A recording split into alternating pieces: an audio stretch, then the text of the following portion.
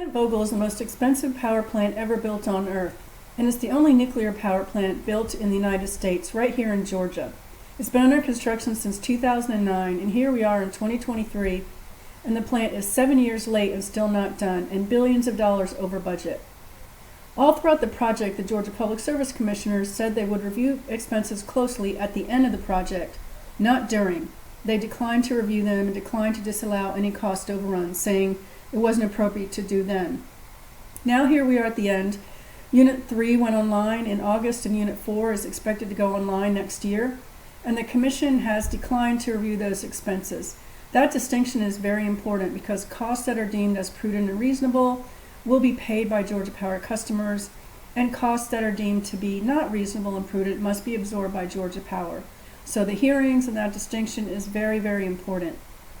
On December 4th and 5th, the Commission had 2 days of hearings. Really not even 2 full days, just 11 hours.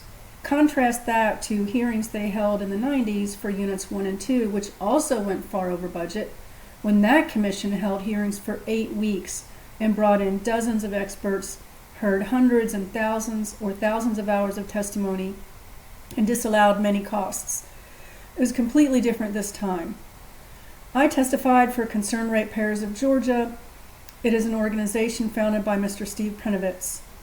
At the end of my testimony, which was for 20 minutes, commissioners had no questions for me, and neither did Georgia Power attorneys. But even more importantly, PSC staff lawyer Preston Thomas had no questions for me. He did, however, have a lot of negative things to say about me in my testimony the very next week. So for this hearing, this video is going to be part 1, where you'll hear my testimony and you'll see that the commissioners and attorneys had no questions. And then part 2, under a separate video, is going to be where Mr. Thomas does a takedown on my skills, expertise, and testimony. So here is all that. Good morning, commissioners. Good morning. The stipulated agreement before you is unseemly, inappropriate, and harmful for the people of Georgia and should be rejected. For 14 years, this commission has declined to review or disallow Vogtle's cost overruns, repeatedly stating that you would determine what was reasonable and prudent when the project was completed. This claim was most recently made on July 27th during VCM 28 when Commissioner McDonald said it, and that this commission would review all expenses now. And here we are, literally deciding the largest rate case in Georgia history with a rocket docket of mere hours and no real prudency review. Note that the Georgia Public Service Commission, as with all state commissions, is structured to be a neutral party in an adversarial two-party system, much like a court of law. While stipulated agreements may not be illegal, they should be, especially the secretive way that Georgia Power conducts them. Stipulated agreements should involve all interested parties, otherwise it's a backroom deal. And this case was even worse. Not only were intervenors hand-selected by Georgia Power, but for the first time ever, this stipulated agreement was reached prior to any hearings or any testimony from intervenors or members of the public. This is a gross distortion of the public process.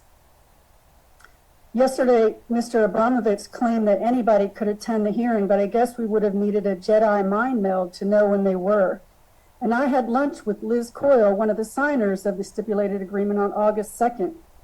The stipulated agreement was published August 30th. Those discussions were happening then, and Liz Coyle and I discussed Plant Vogtle and this rate increase at length, yet she never mentioned the stipulated agreement discussions that she was in because she knew they were secretive too. So Mr. Abramovitz was either joking or gaslighting by his statements yesterday. Every utility's goal is to increase their rate base, which I've heard very little of today and yesterday. In fact, all the public speakers speaking in support of nuclear generally never mentioned the rate base. I guess they didn't know about it. But the rate base is the total value of a utility's assets. The larger the rate base, the more profits they earn. That is literally their single goal. If this commission approves the stipulated agreement, Georgia Power's rate base will expand an astonishing 47%, an enormous increase in their profitability of nearly $1 billion a year, forever. And yet Georgia Power's generation expands only 7.5%. Only a distorted regulatory relationship favoring a monopoly utility over ratepayer interests would allow such a disparate amount of rate base increase for a tiny bit of generation. $7.562 billion is the largest rate increase in Georgia history, in fact, in U.S. history for any state commission.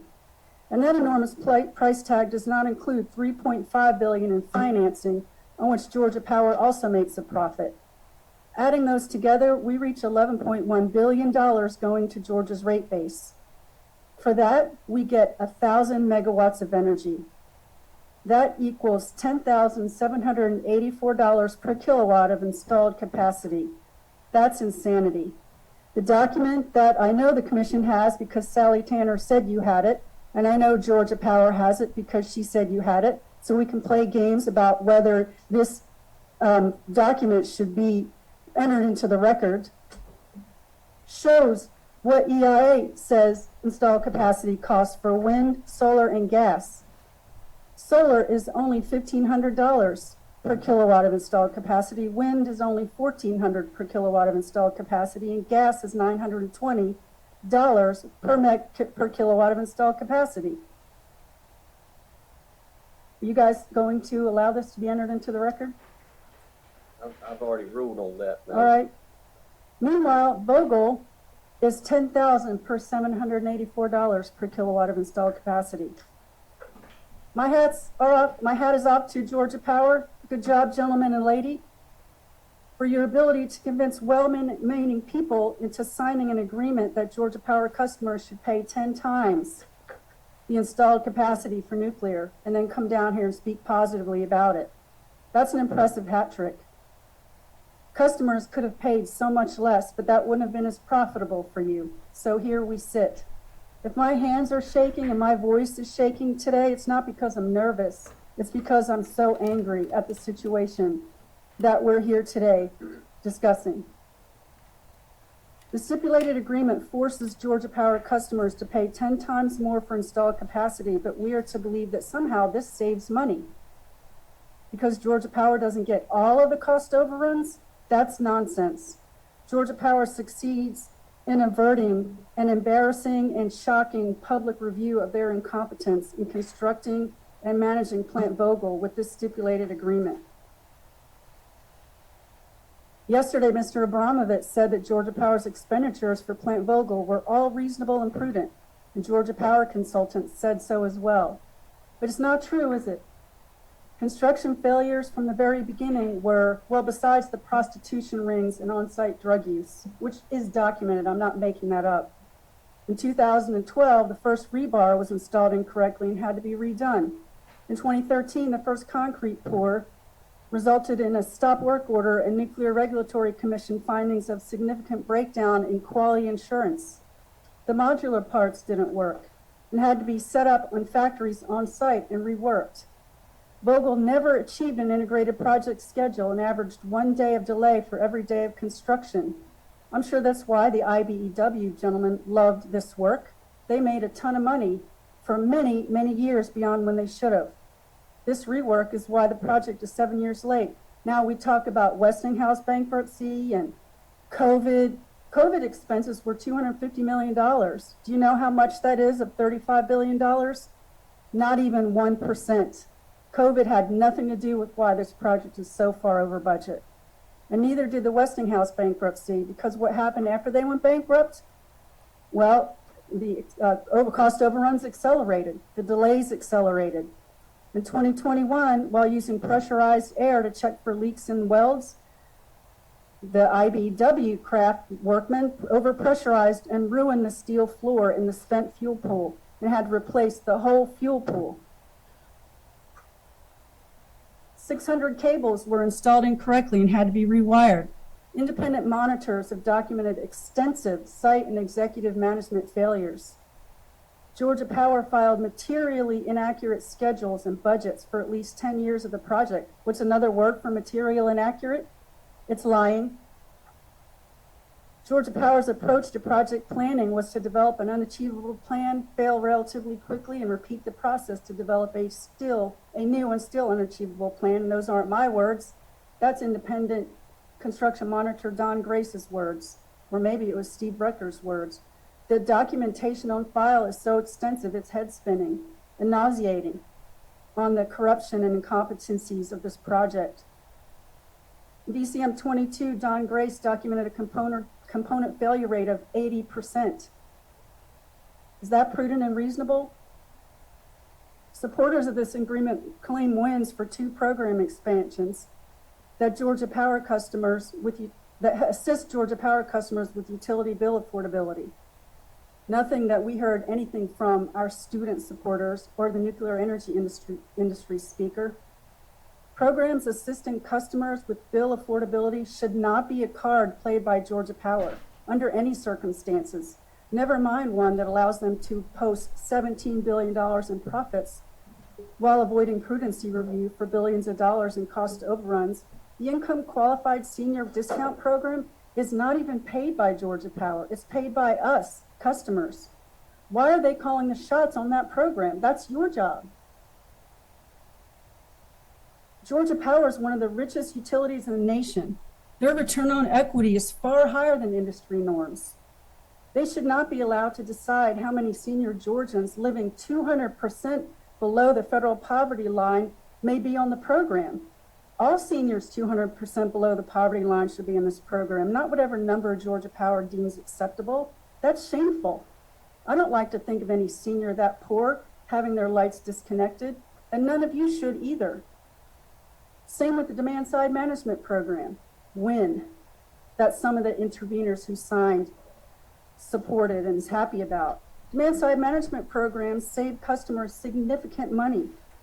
That is another card the utility should not be playing in this billion-dollar poker game. This commission should require any program that saves customers money to be implemented with zero input from the monopoly utility, earning a guaranteed rate of return on captive customers who have no choice in who their utility is. Ensuring customers have the lowest possible bills while Georgia Power retains financial integrity is literally the job of this commission. But where is that balance?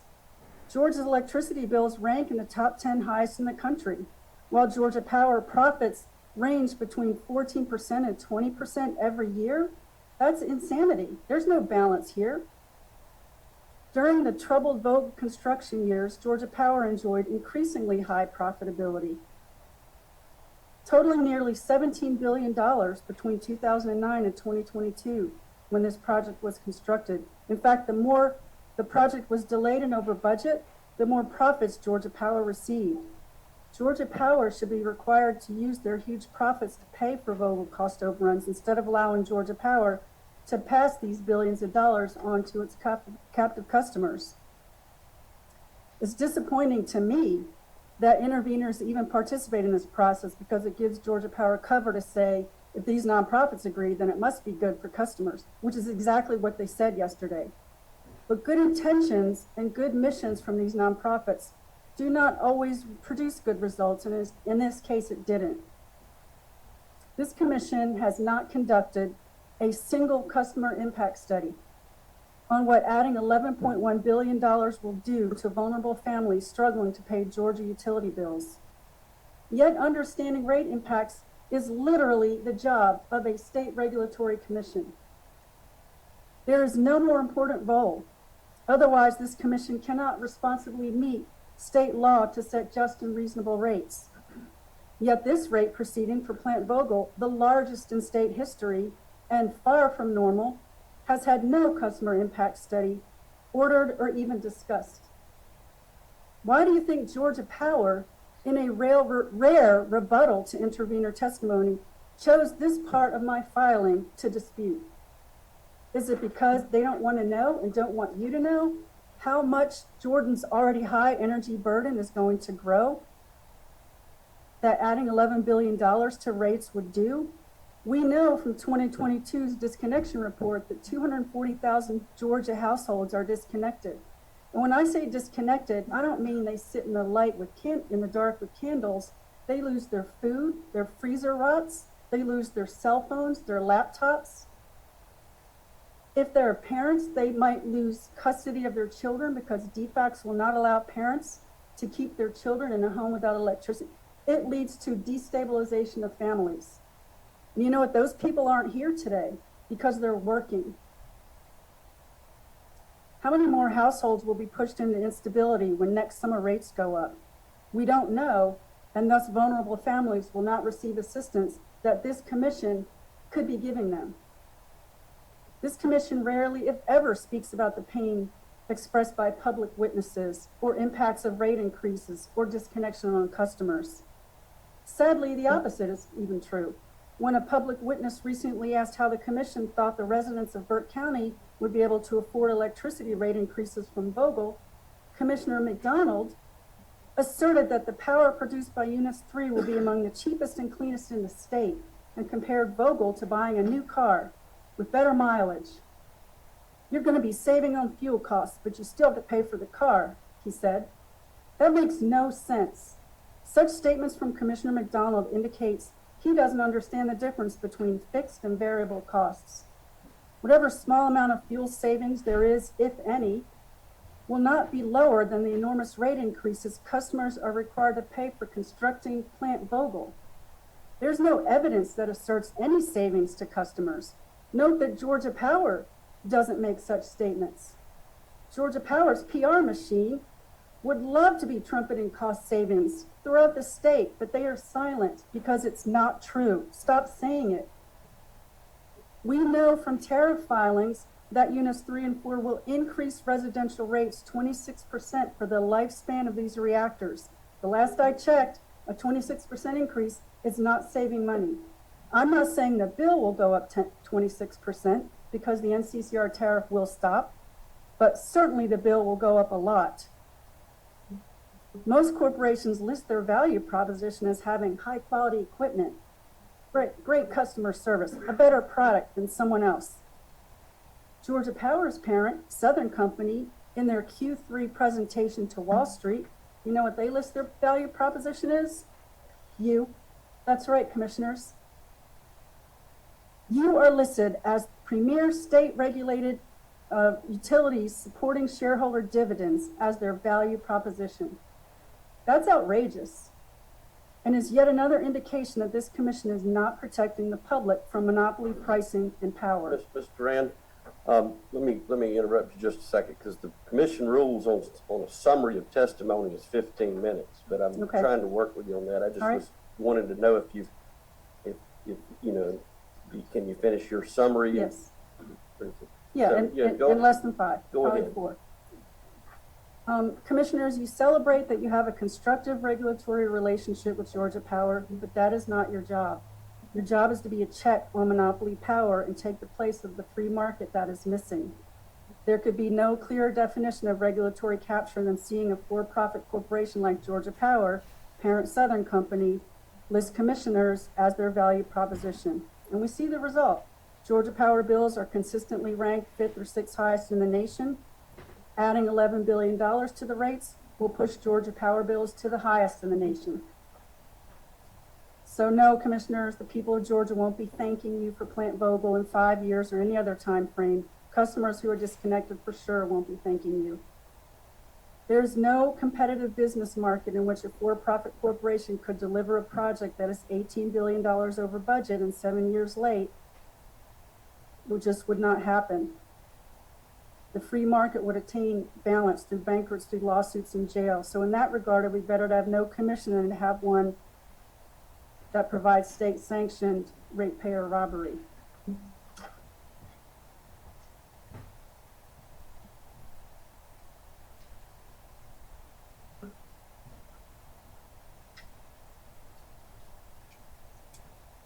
I remind commissioners that this commission added no cost cap or consumer protections to this project.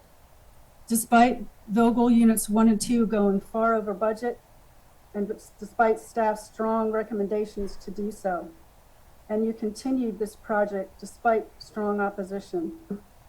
I'd like to close with the following recommendations: that this commission reject this stipulated agreement and conduct the thorough prudency hearings that you committed to repeatedly and that Georgia Power customers deserve.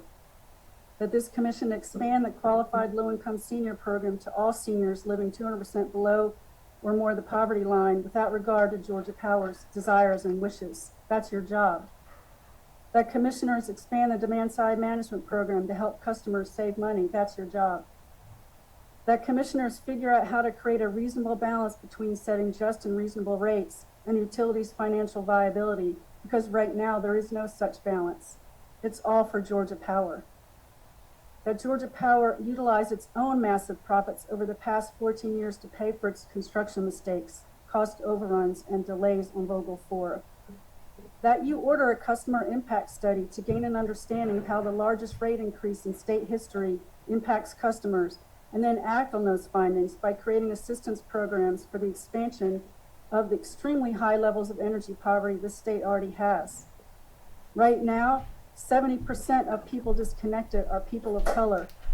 There's no provision for energy burden, energy poverty, or bill pay assistance for those communities. Never mind the addition to those communities this rate increase will have. That you clarify for the media and for ratepayers that rates are increasing 26% to pay for Plant Vogtle, or that you provide transparency in what the total bill increases will be, which is much more than the $9 a month that some media outlets have incorrectly calculated, because you do not provide official calculations. So reporters struggle to understand rate impacts. That is information you should be providing, and that most commissions routinely do. And that you stop allowing the crazy level of redactions and trade secrets on filings Georgia Power makes. Georgia Power customers are paying. Customers have no choice in who their provider is. Georgia Power does not have intellectual property they need to protect. Electricity is a commodity. Georgia Power customers have a right to know what they're required to pay for. And these facts are hidden because Georgia Power doesn't want anyone to know things like a 47% rate base expansion with a 7% increase in capacity. That concludes my testimony. Thank you, Ms. Durand. Chairman, Mr. Durand is now available for questions from the commission, many of the intervenors in Georgia Power. Thank you, Mr. Brinovitz. Commissioners, any questions? All right, we'll move on down the list of parties for the chance to cross the panel. Starting with the Public Service Commission. No questions. No questions.